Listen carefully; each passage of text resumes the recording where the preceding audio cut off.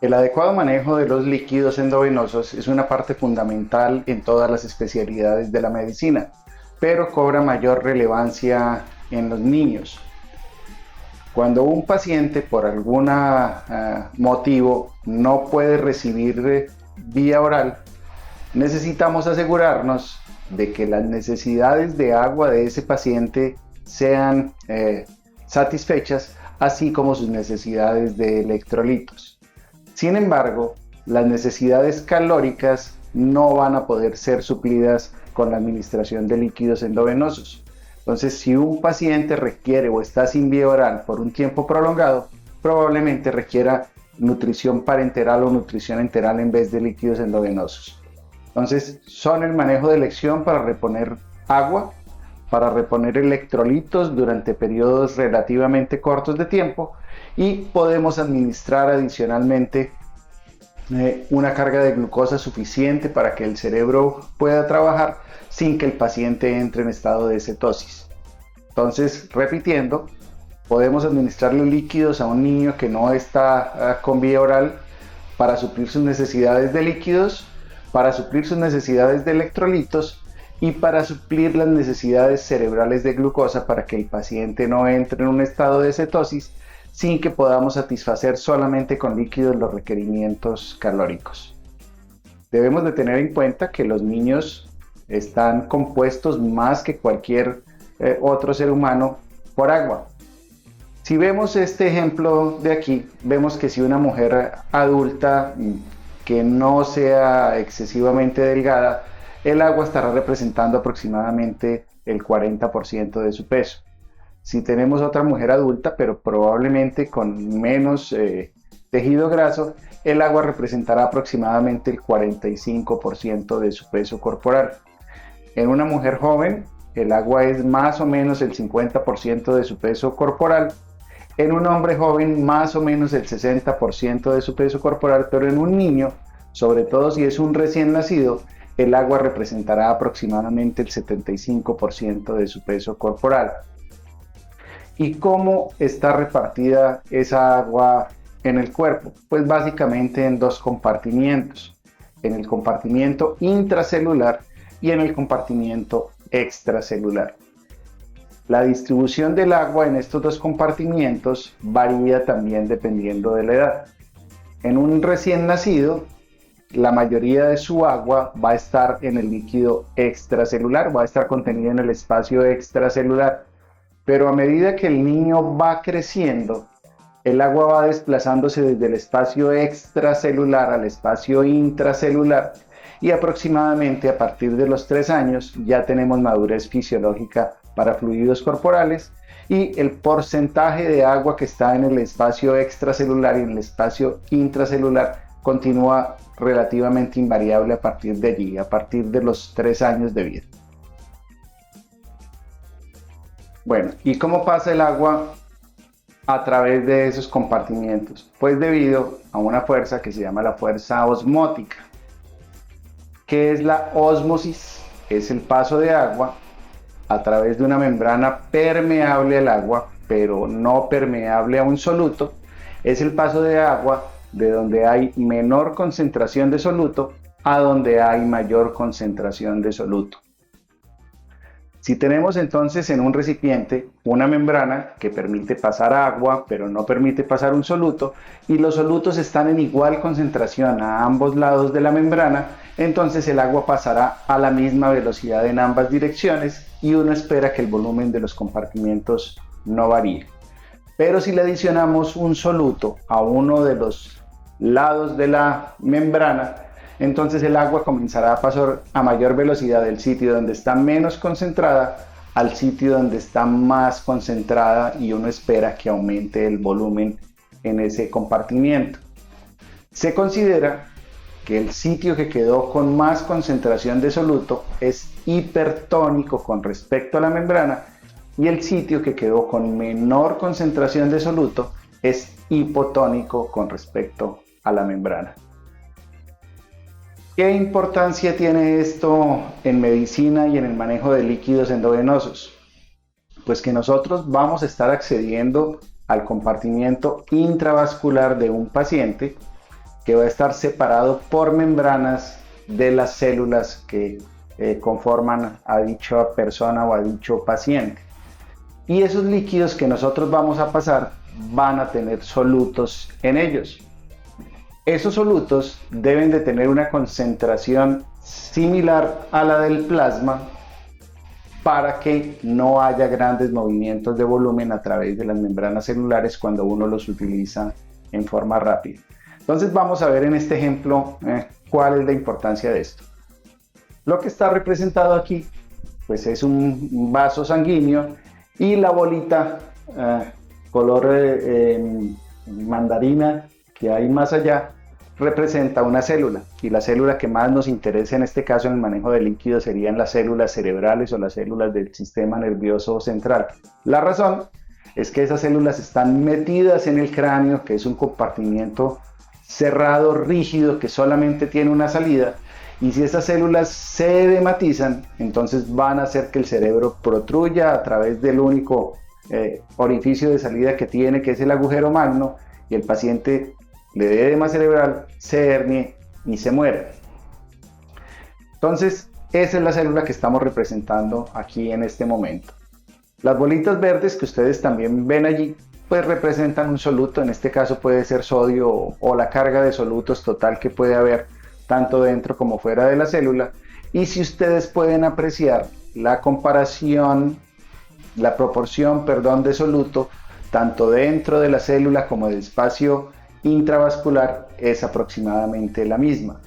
Nosotros no tenemos acceso directo al espacio intracelular, pero sí tenemos acceso al espacio intravascular a través de los fluidos endovenosos que podemos aplicar. Entonces, ¿qué pasaría si en forma muy rápida yo coloco dentro del espacio intravascular del paciente una solución que tiene una mayor cantidad de solutos que la que puede tener su plasma? Pues obviamente, como esa sustancia tiene una mayor concentración de solutos, va a ser que el plasma o el espacio intravascular tenga también una mayor concentración de solutos que la que puede tener dentro la célula. ¿Y qué va a provocar eso? Pues la salida de agua desde la célula hasta el espacio intravascular, o sea, vamos a deshidratar la célula. Si eso lo hacemos en forma muy rápida, el paso de esos líquidos, o lo hacemos durante un tiempo muy prolongado, entonces vamos a ocasionar la deshidratación de las células, la deshidratación celular, lo que podría llevar a que se dañen las conexiones entre las neuronas y al paciente podría darle una mielolisis pontina. Puede que esa mielolisis pontina al paciente no lo mate, pero probablemente le va a dejar secuelas que le van a durar toda la vida. Ahora, ¿qué pasa si hacemos lo contrario? O sea, si al espacio intravascular del paciente le colocamos una solución que tiene menor concentración de solutos que la del plasma. Eso se llama un líquido o una sustancia hipotónica. Pues va a ocurrir exactamente lo contrario. Como el plasma va a quedar más diluido en solutos, entonces el agua va a tender a ir del espacio intravascular hacia el espacio intracelular y vamos a provocar edema cerebral. Y si se instaura en forma muy abrupta o no nos damos cuenta que nuestro paciente lo está presentando, entonces va a ser edema cerebral y si eso no se corrige, pues lo llevará a la muerte. Bueno, aquí viene una parte de la charla que no le gusta a la mayoría de las personas y es porque vamos a ver un poquitín de números y unas preguntas que con toda seguridad se las han hecho alguna vez en su vida o de pronto no. La primera pregunta: ¿cuánto pesa una mol de cloruro de sodio? Bueno, lo importante ahí no es saber la pregunta, sino saber para qué sirve esta respuesta y aunque uno crea que eso no sirve para mucho, vamos a ver que sí, porque lo utilizamos todos los días en medicina. Entonces, respondiendo a la primera pregunta sin dar más vueltas, una mol de cloruro de sodio pesa 58.45 gramos, que es lo mismo que pesa la suma de una mol de cloruro y de una mol de sodio, que son sus componentes. Segunda pregunta: ¿qué significa solución salina normal al 0.9%. Bueno, no solamente con la solución salina normal, sino con cualquier otra solución que le digan a uno que viene al tanto por ciento, lo que significa es que lo que hay antes del por ciento, o sea, el tanto, es la cantidad de gramos que hay en 100 cc de solución. Entonces, en este caso, solución salina normal al 0.9% significa que en cada 100 cc de solución salina normal hay 0.9 gramos de cloruro de sodio. Como estos cálculos nos sirven para calcular osmolaridad, entonces vamos a tomar lo que habría en un litro. O sea, si en 100 cc de solución salina normal al 0.9 hay 0.9 gramos de cloruro de sodio, en un litro hay 9 gramos de cloruro de sodio. Y estos dos valores nos sirven para calcular el tercer valor, que dice cuántas moles de cloruro de sodio o cuántas milimoles hay en la solución salina normal. Entonces habíamos dicho que en un litro hay 9 gramos, eso lo dividimos entre el peso molecular, que son 58.45, y nos da 0.154 milimoles, o lo que es lo mismo, 154 milimoles de sodio. Entonces, en la solución salina normal, en un litro de solución salina normal, hay 154 milimoles de cloruro de sodio o 154 mil equivalentes. Vamos con más preguntas de ese tipo. Ahora la que vemos aquí es ¿cuánto pesa una mol de glucosa? Igual no necesitan saber la respuesta, sino su aplicación posterior. Entonces, una mol de glucosa pesa 180 gramos, que es lo mismo que pesa la suma de cada uno de los componentes de la glucosa. ¿Qué significa dextrosa al 5% en agua destilada? Pues que en 100 cc de dextrosa al 5 en agua destilada va a haber 5 gramos de glucosa o de dextrosa en 100 cc de agua. Y si ahorita vemos la cantidad de milimoles que hay en la dextrosa al 5% en agua destilada, entonces hacemos la misma operación aritmética que antes, una regla de 3, dice que hay 0.278 moles de glucosa o 278 milimoles de glucosa. Bueno, y no te preocupes que no tenemos de esas mismas preguntas durante toda la charla, pero sí tenemos todavía una página más de preguntas. Ahora, ¿cuál es la osmolaridad de la dextrosa al 5% en solución salina normal? Pues esta respuesta es mucho más fácil porque sencillamente sumamos la osmolaridad de la solución salina normal con la de la dextrosa al 5 y eso nos da una osmolaridad cercana a 580 miliosmoles por litro, que es la osmolaridad que tiene la dextrosa al 5% en solución salina normal. ¿Para qué necesitamos saber cuál es la osmolaridad de estas soluciones que acabé de mencionar? Pues porque estas soluciones son las que vamos a pasar al espacio intravascular y dependiendo de su osmolaridad van a hacer que el agua vaya en una u otra dirección a través de las membranas celulares, o sea, van a permitir que el agua entre o que el agua salga de las células. Si recuerdas, la osmolaridad plasmática oscila entre 290 y 310 miliosmoles por litro. ¿Cómo calculamos la osmolaridad plasmática? Pues básicamente con base en dos solutos, en la glucosa y en el sodio. En la fórmula de la osmolaridad habitualmente no puede aparecer también el nitrógeno ureico, pero como el nitrógeno ureico atraviesa fácilmente las membranas celulares, entonces realmente no tiene mucho efecto osmótico y por eso no se tiene en cuenta en la fórmula de la osmolaridad. Entonces, para calcular la osmolaridad, básicamente tenemos la glucosa y tenemos el sodio.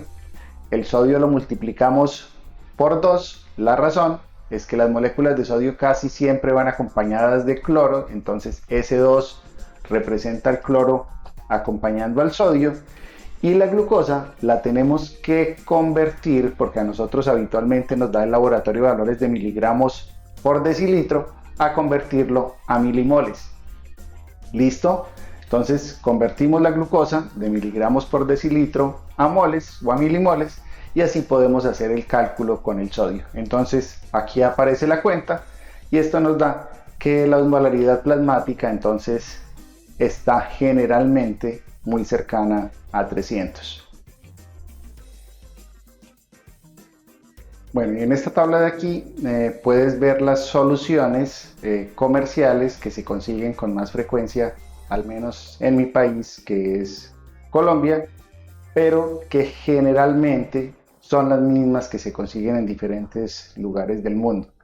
Entonces, en primer lugar tenemos el lactato de Ringer. El lactato de Ringer es una de las sustancias que se denominan como cristaloides. Tiene una osmolaridad y una tonicidad similares a la del plasma. En el caso del lactato de Ringer, tanto la osmolaridad como la tonicidad son ligeramente hiposmolares o hipotónicas con respecto al plasma. Tiene adicionalmente potasio, tiene lactato, no tiene dextrosa.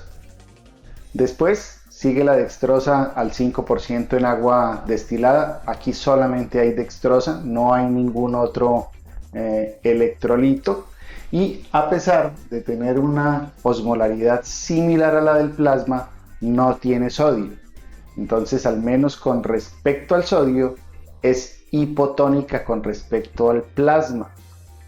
El sodio es uno de los electrolitos pues más importantes, el más importante del espacio extravascular.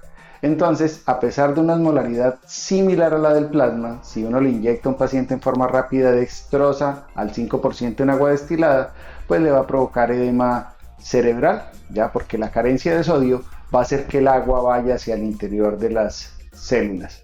Entonces, no se utiliza sola, salvo contadas excepciones en pequeñitos que pueden estar hipoglicémicos, y siempre la utilizamos entonces adicionándole electrolitos en forma externa, adicionándole sodio o potasio. Después tenemos la solución salina normal, que es probablemente la solución cristaloide más utilizada en reanimación. Esta tiene solamente cloruro de sodio. Aquí no hay potasio, aquí no hay dextrosa, y su osmolaridad y su tonicidad son muy similares a la del plasma, y por eso es la que se prefiere en reanimación.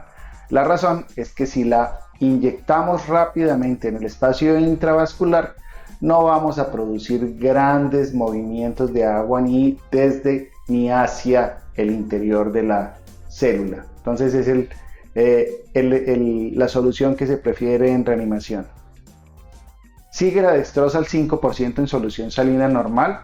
Es probablemente la mano derecha de los pediatras como líquido de mantenimiento.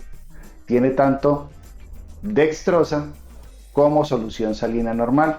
Entonces, si ustedes pueden ver, pues es una solución que es hiperosmolar con respecto al plasma, pero es isotónica al menos con respecto al sodio. Ahora vamos a ver más adelante cuando la utilizamos. No se puede utilizar en reanimación por su alta osmolaridad, lo que haría que deshidratáramos las células del paciente, pero sí la utilizamos como líquido de mantenimiento. Y por último tenemos entonces la solución salina hipertónica al 3%.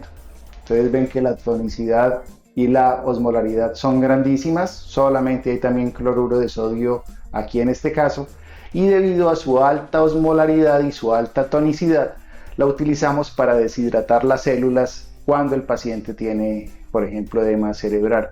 Entonces es la mano derecha cuando necesitamos deshinchar rápidamente el cerebro.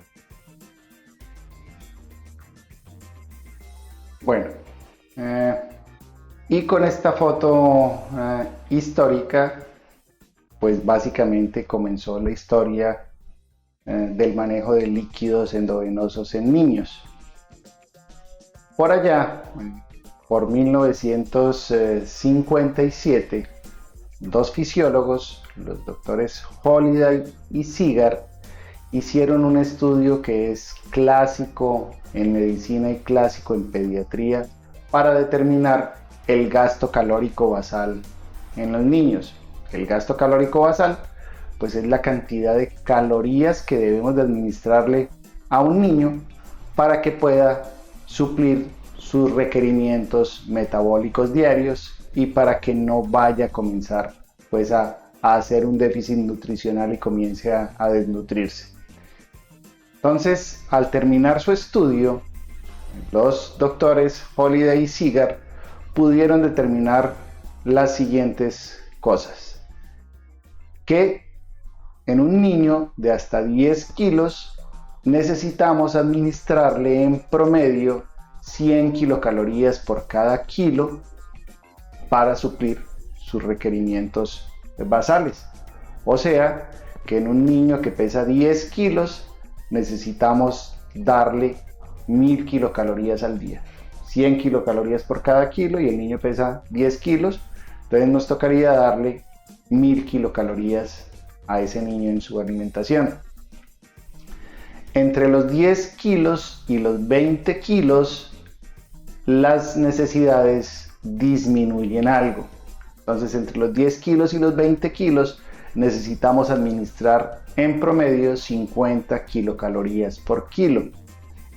Entonces, así, en un niño que pese 20 kilos, nos tocaría darle 1000 kilocalorías al día por sus primeros 10 kilos y por sus segundos 10 kilos, o sea, desde el 11 hasta el 20, nos tocaría darle 500 kilocalorías adicionales. O sea que un niño de 20 kilos necesita 1500 kilocalorías al día. Y por encima de los 20 kilos, también disminuye nuevamente los requerimientos calóricos. Y en promedio, un niño por encima de los 20 kilos necesita 20 kilocalorías por kilo. O sea, un niño de 30 kilos necesitaría 1000 kilocalorías por los primeros 10 kilos, 500 kilocalorías por los segundos 10 kilos y desde los kilos 21 hasta 30 necesitaría 200 kilocalorías adicionales. O sea, un niño de 30 kilos necesita 1700 kilocalorías al día. Estos fisiólogos hicieron el estudio con base en el gasto calórico. Sin embargo, nuestra charla de hoy no es sobre gasto calórico, sino sobre líquidos endovenosos en niños que no pueden recibir la vía oral. ¿Qué relación tiene lo uno con lo otro? Pues es sencillo. Para yo poder producir una kilocaloría, necesito 1 centímetro de agua endógena.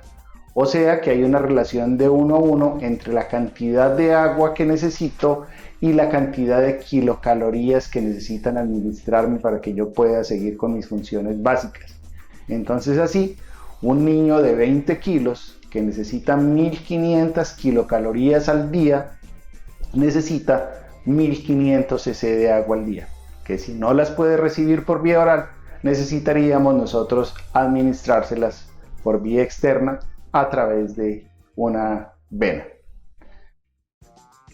Posteriormente a eso, alguien, ahí sí no me sé yo ya el apellido, se inventó una proporción para poder calcular la cantidad de líquidos que necesita un niño por hora. Probablemente esto es mucho más práctico, no siempre voy a tener niños todo un día recibiendo líquidos endovenosos, sino que a veces necesito dejarlos horas, entonces probablemente sea mejor determinar cuánta cantidad de agua o de líquidos necesito yo administrarle a ese niño por hora durante el tiempo en que lo tenga en mi servicio, y de allí salió esta proporción que se conoce como la proporción 4-2-1, que no es otra cosa que la fórmula de Holiday-Seagar modificada no para calcular la cantidad de líquidos que necesita un niño por día, sino la cantidad de líquidos que necesita ese mismo niño por hora.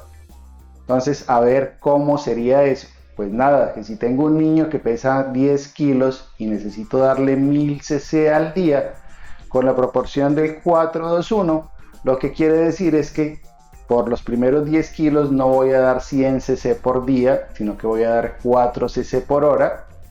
por los segundos 10 kilos voy a dar 2 cc por cada kilo por hora, y por los últimos o por los que vayan después del 20 doy solamente 1 cc por cada kilo por hora.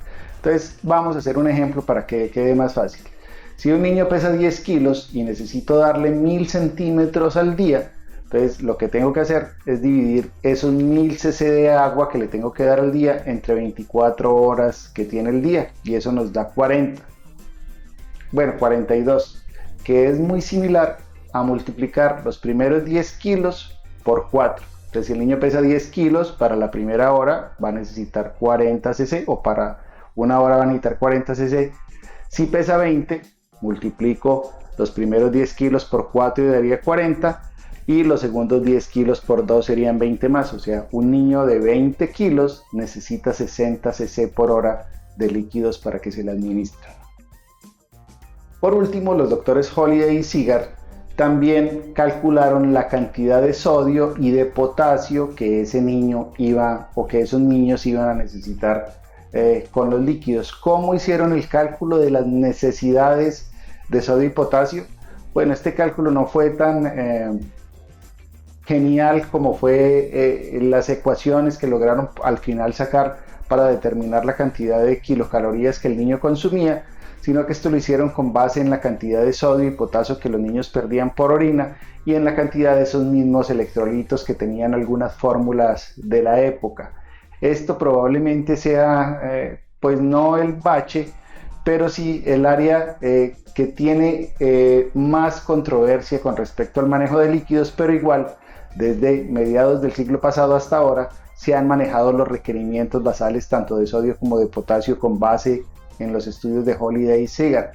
Y se llegó, pues, con este estudio a la conclusión de que en 24 horas o para 24 horas, un niño necesitaba en promedio de 2 a 3 mil equivalentes de sodio por cada kilo, o 20 a 30 mil equivalentes de sodio por cada litro de agua que se le administrara, y 20 mil equivalentes de potasio por cada litro de agua que se le administrara. Entonces, esas son las proporciones de electrolitos que le adicionamos nosotros a los líquidos que le estamos colocando a los pacientes.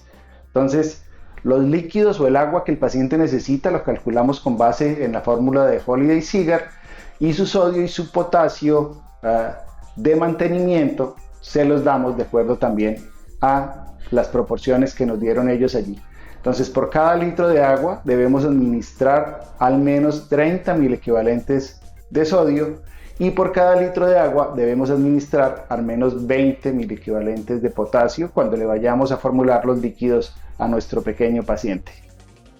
Bueno, y cada vez que mis alumnos me ven ordenándole líquidos a algún paciente, entonces se dan cuenta que empuño la mano, me la guardo en el bolsillo, pero hoy les voy a develar el secreto de por qué hago eso. Esa es mi fórmula de calcular en forma rápida los líquidos de mantenimiento que necesito administrarle a un niño. El sodio y el potasio vienen dados por proporciones, como habíamos visto ahora. Son números fijos para los líquidos que uno va a colocar. Generalmente lo que le debe hacer uno el cálculo es a la cantidad de agua que le va a administrar al paciente por la venita. Entonces, mi mnemotecnia va con esta mano derecha, que es la que me guardo en el bolsillo. Entonces, en la mano, cada uno de los dedos representa 10 kilos de un paciente. Paciente que pesa 10 kilos, que pesa 20 kilos, que pesa 30 kilos, que pesa 40 kilos y que pesa 50 kilos. Si el paciente pesa 10 kilos, ya sé que este dedito lo tengo que multiplicar por 4. O sea, un paciente que pese 10 kilos necesito darle 40 cc de líquidos endovenosos por hora. El segundo dedito vale por 2. Entonces, si pesa 20 kilos, al paciente necesito darle 40 cc por los primeros 10 kilos y 20 cc por los segundos 10 kilos. Entonces, un paciente de 20 kilos necesita 60 cc de líquidos. Si pesa 30, necesita 40, 60, 70. Si pesa 40, necesita 80. Y si pesa 50, necesita 90 cc de líquidos endovenosos. Fácil, ¿sí o no? Bueno, ahorita vamos a ver dos observaciones sobre los requerimientos diarios y vamos a leerla. Primero, la solución salina normal aporta 5 veces los requerimientos diarios de sodio de un paciente. Si tenemos en cuenta la fórmula de Holliday y Segar, es cierto. Paciente, según el cálculo que ellos hicieron, solamente debemos de administrarle 30 miliequivalentes de sodio por cada litro de agua que le pasemos.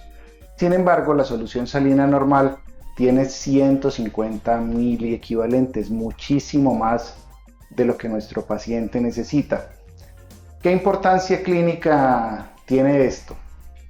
Pues en los pequeños pacientes recién nacidos, donde su función renal apenas está madurando, o en algunos niños que tengan algunos problemas con el manejo de su sodio debido al mal funcionamiento renal, si le damos solución salina normal que le está aportando tanta cantidad de sodio, entonces probablemente vamos a hacer que el paciente llegue a una hipernatremia, que obviamente no es nada bueno.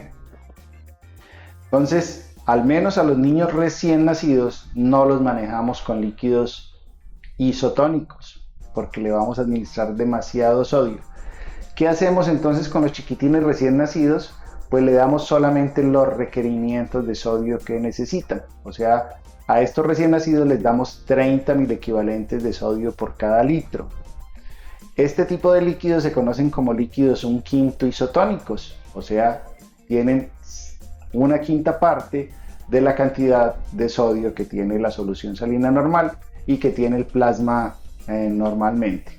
Entonces, en los pequeñitos recién nacidos utilizamos líquidos 1/5 isotónicos, o sea que tienen solamente 1/5 parte de lo que tiene la solución salina normal. ¿Qué pasa con los otros niños que tienen un funcionamiento renal adecuado? Pues nada, este sodio que le estamos dando en exceso, el paciente lo va a eliminar. ¿Para qué le damos tanto sodio a estos niños? Pues básicamente, si administramos soluciones que tienen menos cantidad de sodio, entonces el sodio que hay este sodio que hay en estos líquidos va a ser hipotónico con respecto al plasma y vamos a ocasionar que el niño le pueda dar un edema cerebral. Entonces, entre más parecida tanto la osmolaridad como la concentración de sodio de las soluciones que estamos administrando, menos chance tenemos de que haya edema cerebral, que es la complicación más frecuente con el manejo de líquidos, al menos en niños. El segundo enunciado dice que la dextrosa al 5% en solución salina normal es una solución hiperosmolar, o sea, tiene una osmolaridad mayor de 500. ¿Qué implicación tiene este enunciado clínicamente? Pues que como estas soluciones tienen una osmolaridad tan alta, no las debemos utilizar en reanimación, porque lo que vamos a causar es la deshidratación celular cerebral de estos pacientes. Si no se puede utilizar en reanimación por la alta osmolaridad que tienen, entonces ¿por qué sí los utilizamos como líquidos de mantenimiento?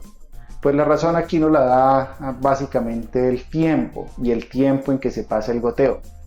Como son líquidos de mantenimiento, el goteo en el que van a la vena es demasiado lento y la glucosa que va en estos líquidos entonces va a ser utilizada por el organismo tan pronto llegue al torrente sanguíneo y la glucosa desaparece rápidamente entonces del plasma.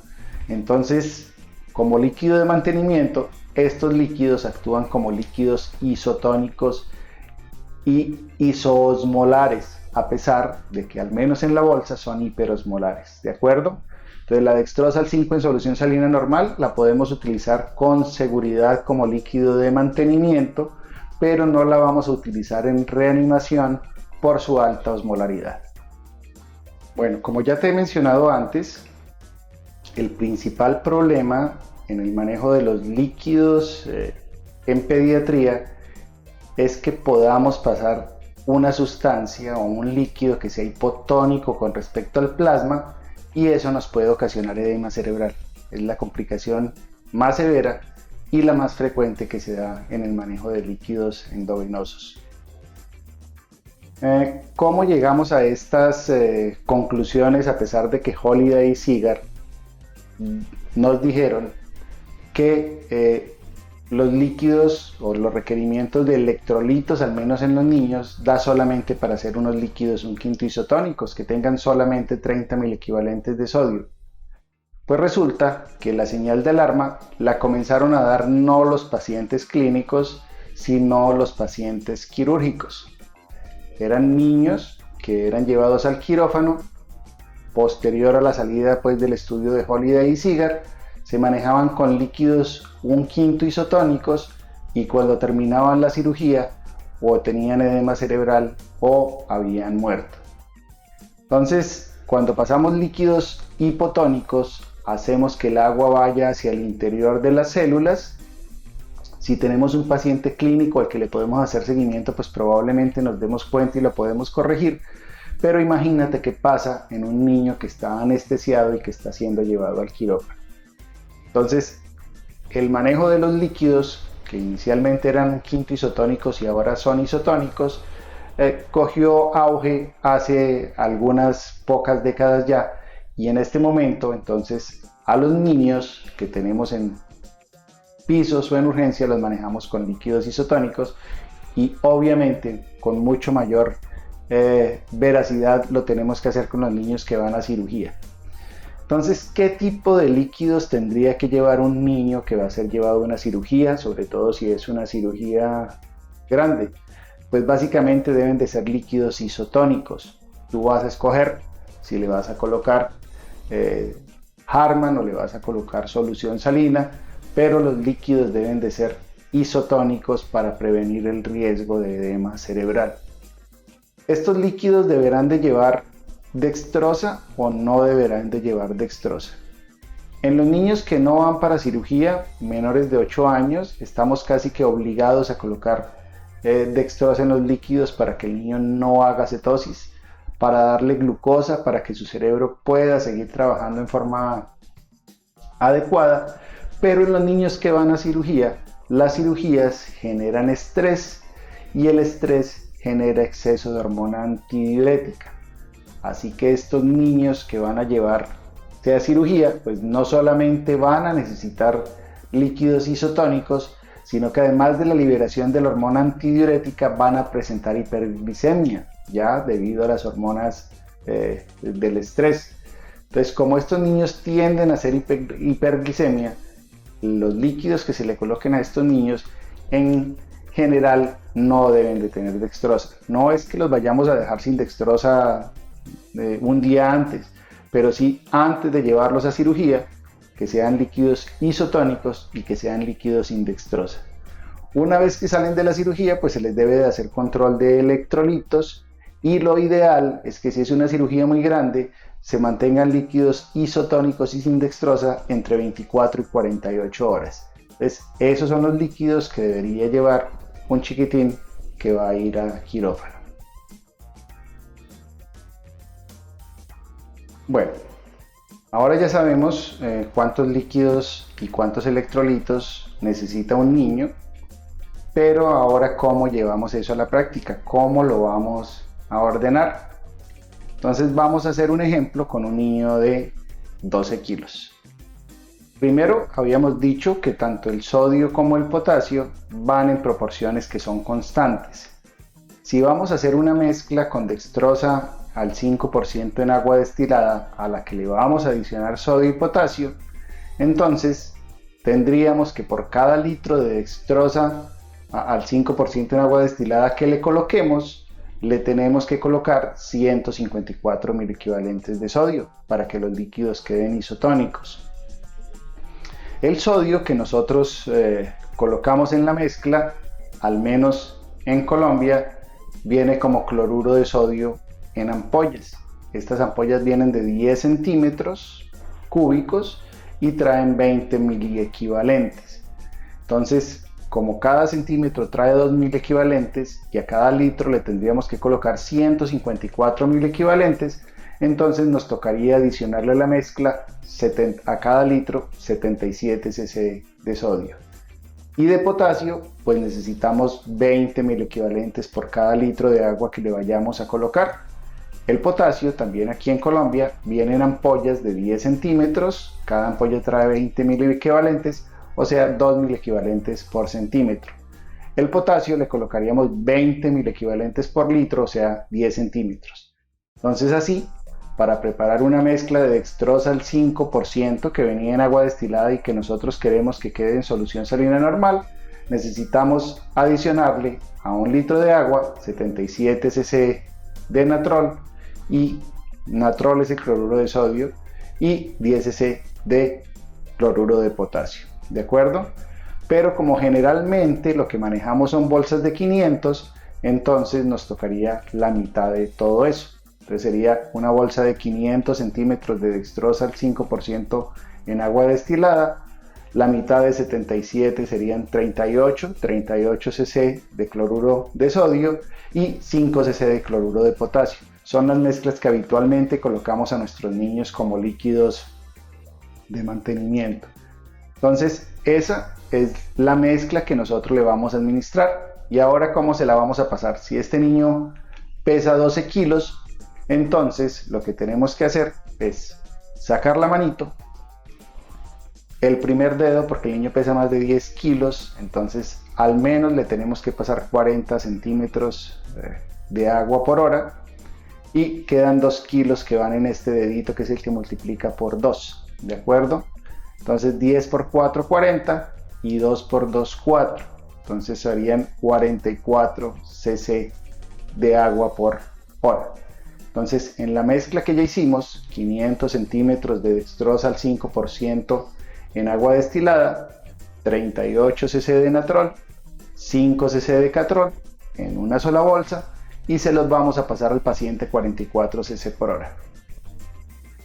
Esta es la forma en que se deben de colocar los líquidos de mantenimiento en un paciente que está sin vía oral, y definitivamente es un método que, aunque tenga bases complejas, realmente es fácil de llevar a la práctica. Bueno, ¿qué situaciones normales fuera de la deshidratación pueden hacer que a un niño necesitemos administrarle más líquidos de mantenimiento? Entonces, el primero es la fiebre.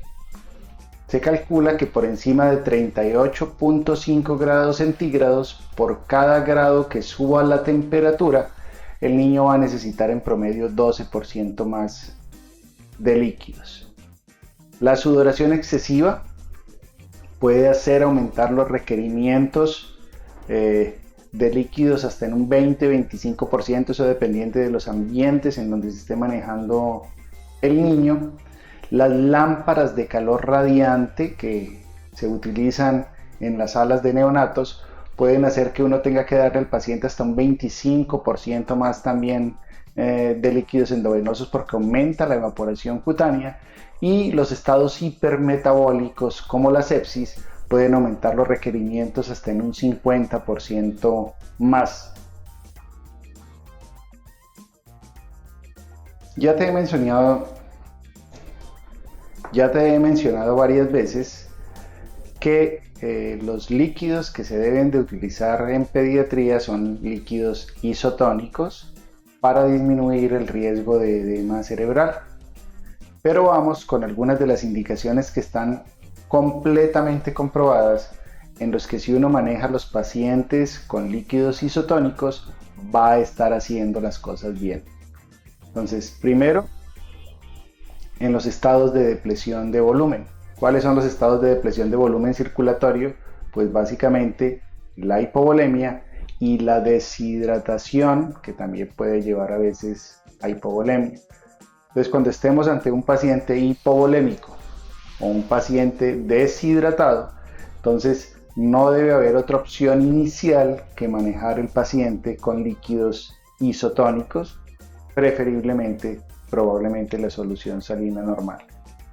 Pero hay otras situaciones en donde el paciente no tiene depresión de volumen y sin embargo sí tienen aumento en la producción de hormona antidiurética que va a hacer que tenga más tendencia a ser hiponatremia.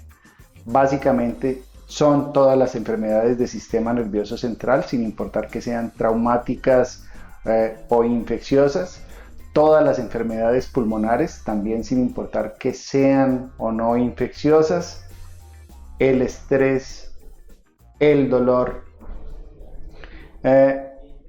Algunos medicamentos pueden hacer que los pacientes tengan un aumento en la producción de hormona antidiurética.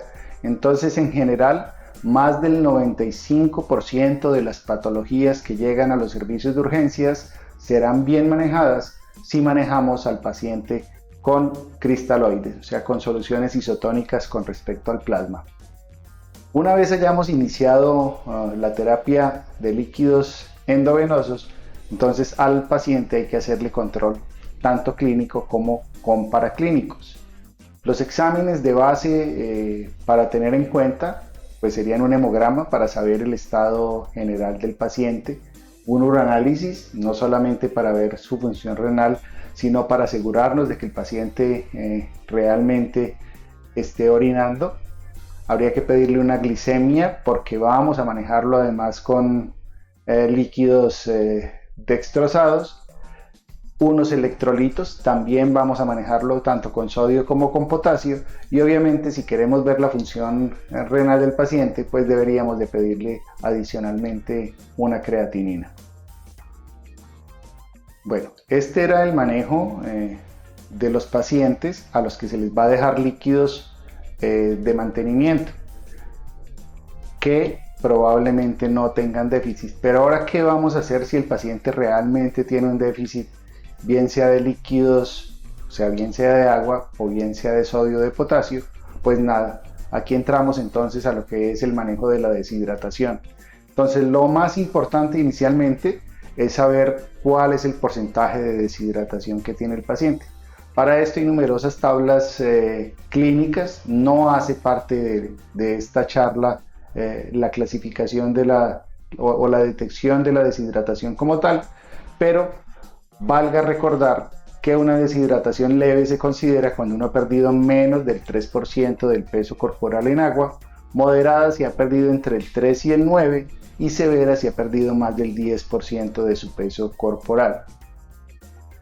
Si tenemos un paciente que nos llegó con una deshidratación moderada, aproximadamente calculémosle de un 5%, y ese paciente pesa 10 kilos, entonces ¿qué tanta cantidad de agua ha perdido este paciente y le tenemos que reponer? Entonces, para eso existe la fórmula que ustedes están viendo en este momento en el tablero, que dice que multiplicamos el peso por el porcentaje de pérdida por 10.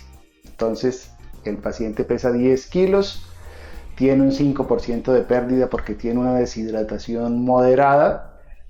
Entonces eso nos da 10 por 5, 50, y lo multiplicamos por 10 nos da 500. Entonces, con esta fórmula sabemos que este paciente que llegó a nuestro servicio tiene un déficit de 500 centímetros de agua que se las tenemos que reponer. Ahora, ¿cómo vamos a reponerle esa agua a este paciente? Pues depende del tipo de deshidratación que presente.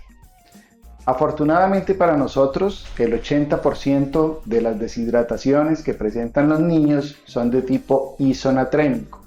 ¿Qué quiere decir isonatrémico? Que se ha perdido más o menos en la misma proporción agua y solutos. Eso hace que ni la osmolaridad ni la tonicidad del paciente varíen en exceso. Eso nos facilita la vida porque al tener un sodio similar al del plasma normal y una osmolaridad también similar, si lo manejamos con líquidos isotónicos que se los podemos pasar en forma rápida, pues no ocasionaremos grandes salidas ni entradas de agua hacia el interior de las células. Entonces vamos a minimizar el riesgo tanto de deshidratación cerebral como de edema cerebral, y entonces a estos pacientes los podemos rehidratar en forma rápida, y si se ha resuelto su patología de base, también podemos enviarlos rápidamente entonces a su casa. Después continuamos con las deshidrataciones de tipo hiponatrémico. ¿Qué quiere decir hiponatrémico? Que se han perdido más electrolitos que agua y entonces hay disminución o de la osmolaridad o de la cantidad de sodio que hay en el plasma. Característico de esto en los niños que se deshidratan por cólera. Entonces, si estos pacientes están hiponatrémicos, cuando nosotros los manejemos con soluciones isotónicas, que son las que habitualmente nosotros manejamos, entonces esta solución para ese paciente se va a comportar como una solución hipertónica. ¿Y cuál es el problema de las soluciones hipertónicas? Pues que deshidratan las células, ¿de acuerdo? Entonces, para no deshidratar las células, sabiendo que le vamos a pasar soluciones isotónicas, entonces, ¿qué sería lo que nosotros deberíamos hacer? Pues hay dos formas. Una es calcular el déficit de sodio que el paciente tiene, y aquí lo están viendo ustedes con la fórmula, pero la otra es seguir la recomendación de la OMS para los médicos que no tienen experticia en el manejo de niños o médicos que están solos. ¿Qué dice la OMS? Que estos pacientes les corrijamos la deshidratación administrándole líquidos isotónicos, pero haciéndolo en forma lenta para minimizar el riesgo de que haya deshidratación celular. ¿Qué es lenta? Quiere decir que el reemplazo no se haga en menos de 24 horas. Entonces, ¿cómo le tendríamos que hacer el reemplazo a este paciente? Pues ya habíamos dicho, con líquidos isotónicos le vamos a calcular la cantidad de líquidos de mantenimiento que tenía, o sea, si era un paciente de 10 kilos, serían 1000 centímetros para el día, y habíamos dicho que tenía como un 5% de pérdida, entonces eran 500 centímetros más. Entonces a este paciente habría que darle los 1000 de mantenimiento, más los 500 que tiene de pérdida, y se los vamos a repartir en el transcurso de un día, ¿de acuerdo? La única razón para acelerar el manejo es que el paciente, debido a la hiponatremia, nos convulsiona. Entonces, si estos pacientes debido a la hiponatremia nos convulsionan, entonces lo que tenemos que hacer es administrarle un bolo de solución salina hipertónica al 3% para ayudar a disminuir el riesgo de edema cerebral, ¿de acuerdo? Si no, los pacientes que tienen deshidratación isonatrémica los vamos a manejar con líquidos isotónicos, los podemos rehidratar en forma rápida, y si tienen una deshidratación hiponatrémica, también los vamos a rehidratar con líquidos isotónicos, pero nos vamos a demorar todo un día en volverlos a rehidratar. El último escenario es los pacientes que tienen deshidratación de tipo hipernatrémico o hiperosmolar. ¿Qué pacientes son estos? Habitualmente así llegan los cetoacidosis diabéticos, han perdido mucho más agua que lo que han perdido de electrolitos, y el problema es que al tener una osmolaridad plasmática aumentada o un sodio aumentado, los líquidos de mantenimiento que nosotros le coloquemos van a comportarse como líquidos hipotónicos para estos pacientes. ¿Y cuál es el peligro de los líquidos hipotónicos? Pues que podemos ocasionar edema cerebral. Entonces, estos pacientes, como lo que necesitan es agua, pues uno les puede reponer el agua libre. Para eso hay una fórmula que ustedes ven aquí.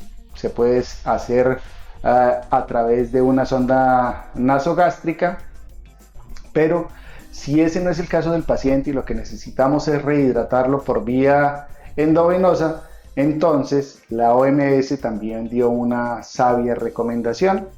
Es que cuando uno tenga un paciente con una deshidratación hipernatrémica, lo que debe hacer es administrarle solución salina normal, así como lo oyen. La razón: la solución salina normal tiene una osmolaridad y una tonicidad muy similar a la del plasma, y eso va a hacer que los niveles se vayan normalizando. Pero la recomendación es que la rehidratación se haga extremadamente lenta. ¿Qué es extremadamente lenta? 48 horas. Entonces, en las deshidrataciones isonatrémicas, uno puede rehidratar al paciente de forma muy rápida y corregirle todos los déficits rápidamente.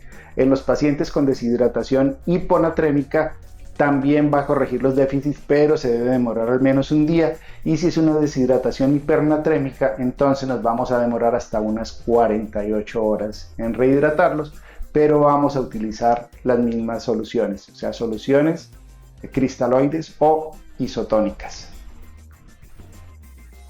Bueno, ¿qué hemos visto hasta ahora?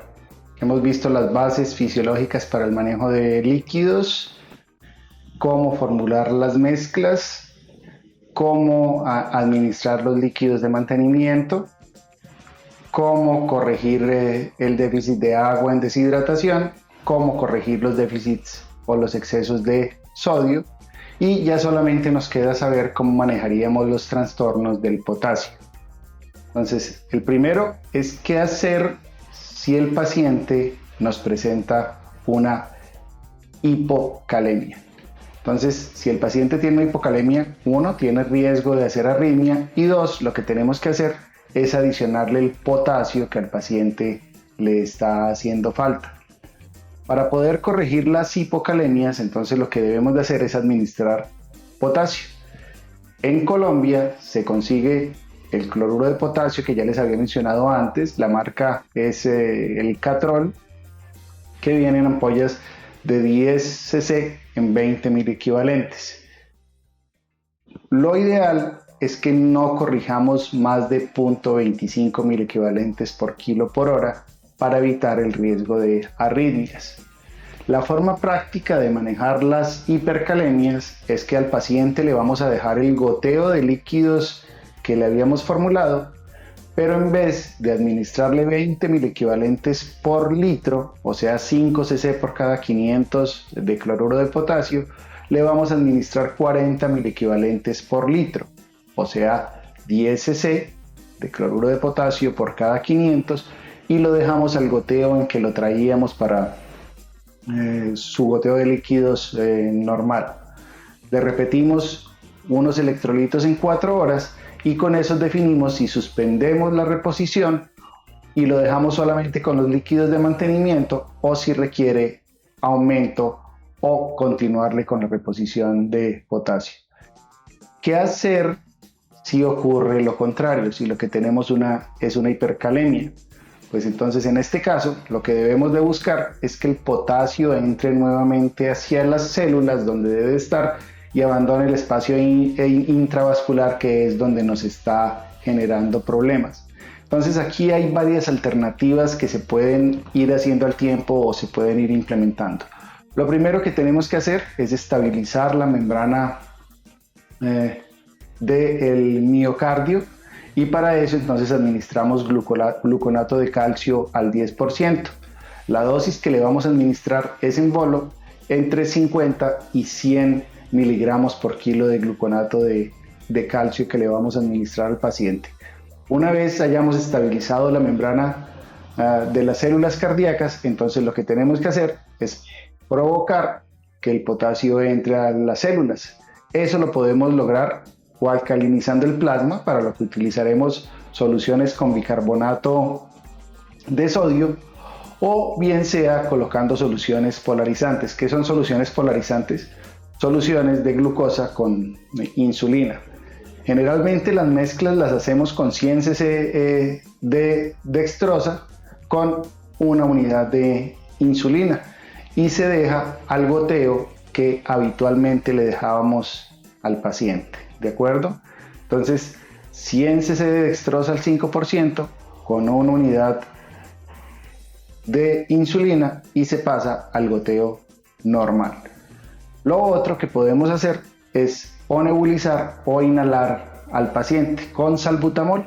Si utilizamos el salbutamol en líquido, entonces lo que debemos de hacer es administrarle entre 2.5 y 5 miligramos por nebulización. Si es con inhalador de dosis medida, entonces lo manejamos como si estuviéramos manejando una crisis asmática, y esas son las medidas que tenemos para hacer que el potasio entre pues nuevamente a las células. Entonces con eso corregimos las alteraciones en el potasio. Bueno, yo creo que ya fue suficiente de charla por hoy. Espero que la charla te haya agradado. Si te agradó, por favor, suscríbete a mi canal dale like a la campanita para que en las próximas clases te las puedan advertir y nos vemos en una próxima oportunidad. Que estés bien.